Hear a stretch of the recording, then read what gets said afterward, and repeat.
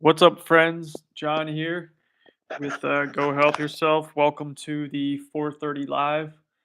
I'll give you folks a minute or so to join because I am a minute early here. So yeah, I've been doing this for, let's see, this is probably like the, I don't know, 15th time, 20th time. Still get a little nervous before doing the live. So that's a good thing though.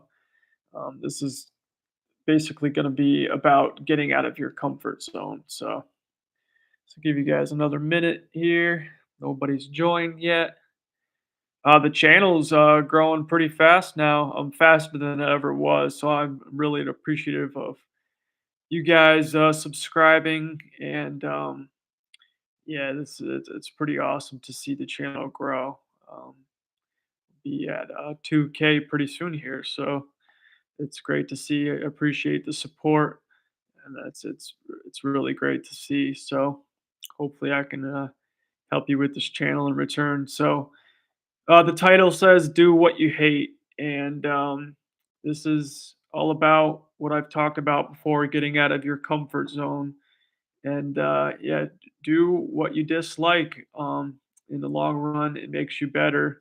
It goes back to like delayed gratification, where it's something that may suck at the time you're doing it, but in the long run, it's actually good for you. So get out of that comfort zone. So um, yeah, delayed gratification. If you don't know what delayed gratification is, you can look it up. And yeah, basically, a great example is working out. Is delayed gratification. It might not be fun at the time, but it's gonna promote longevity in your life and make you better in the long run. So I watched a what's up, Mason? Thanks for joining, bro.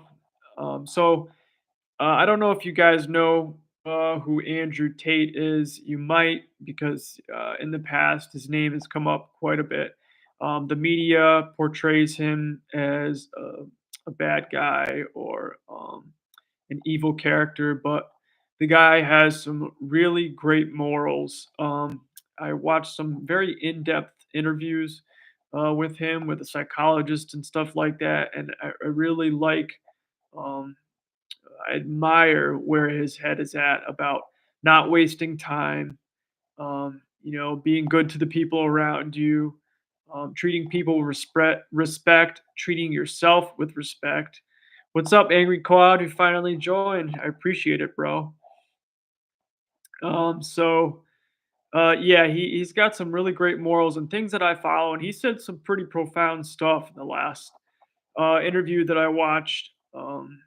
And he promotes the best that you can be. Push yourself because that's what this life is about. Just getting better. So we're blessed to have this experience, and you do yourself a favor to be the best that you can be.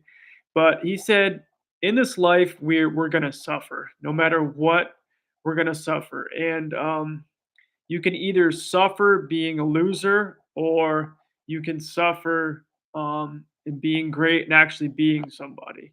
So I myself personally, I know he did get a bad rap, but see, I think he's an overall good person, Angry Quad. I really do, from what I've seen and what I've listened to in his interviews. But so I choose, to be great. I choose to be somebody, and I want to help other individuals in the process, because I've been through some traumatic shit, and I'm trying my best and working on myself so I can help others if they go through traumatic things. That's why big reason I'm doing these lives is so I can really um, talk about what I've been through and kind of pass off what I've learned and get better at talking and really trying to what's the word I'm looking for? Really be able to explain how I've gotten better in life and things like that. So Yeah, this whole spinal cord injury thing, it's like a death and a rebirth. I've always said that it's like being born again, and when you die, per se, not figuratively, but I mean not actually, but when you die, you get like left in the darkness, and it's really up to you to get out of that darkness. And then when you do get out of the darkness, it's you come on top. You see the light, and that's something that spinal cord injury can definitely do. It can beat you down, and it can if you let it beat you down, you can stay in a really bad place. So, but like I said, I always look at this as a challenge. So it's definitely a pretty good challenge. So yeah, my aunt said, like, when I first got injured, one of my aunts said, "This is a blessing in disguise," and I had no idea what she was talking about. I was actually really mad at her, but it's the truth. It's definitely a blessing in disguise, and something that really gave me a reason to push on, because before I was, I wasn't doing good. Um, Before I got injured, I really was like addicted to drugs and just living a really bad lifestyle. So, um, yeah, another thing that Andrew Tate said is depression is not real. And I really like that term. And I think that has some truth to it, because depression is something that we create in our mind, just like fear. It's not actually real, it's just something we create. He also says he doesn't have time for depression. So I really like that statement there, that depression is not real. If you can really look at it that way, you can really get over your depression and realize that you have the mind power to really change things. So, um, yeah, and he also talks about it's all about how you channel your emotional energy, and that is the truth too. Emotions can ruin and literally run your life if you let them, and you just it's about learning how to control your emotions, and be able to channel them into something productive. Just like anger can be a good thing. Um, because if you channel it correctly, you can get shit done with anger. If you lose your temper and things like that, anger cannot is not a good thing. It can actually harm you and create a lot of stress in your life. But anger can be good if you channel it correctly, and it can help you get over some really serious stuff. Speaking of the angry quad, that's where, bro, when I see your channel, watch your channel, you really take anger and channel it in the correct direction, and get goals done, um, get things done, and yeah, it's interesting how that works. And like you said, angry quad, the perception of reality is very powerful. It's like the stoicism thing. You always have a choice on how to react. Whether it be positive or negative, you always have the choice to react. Like, so, we all have that freedom of choice. And once you realize that, like, nothing can stop you. So that's like the main thing that I'm working on, and I'm starting to really grasp that outlook on life. Like, you always have. I mean, nothing can bother you. Like, it could be the craziest thing that seems absolutely negative to other people, but it won't bother you because you have the choice to react. So, um, yeah, it's basically what I wanted to talk about today. I'm gonna keep trying to explain it in better ways, but yeah, do what you hate. Get out of that comfort zone, and yeah. So yeah, I've been fasting on Sunday. I want to talk about fasting too. It's crazy how many benefits there are to fasting. But I fast every Sunday. So from, let's see, so from Sunday, yeah, Saturday night at 6 all the way till Sunday night at 6. I fast for 24 hours.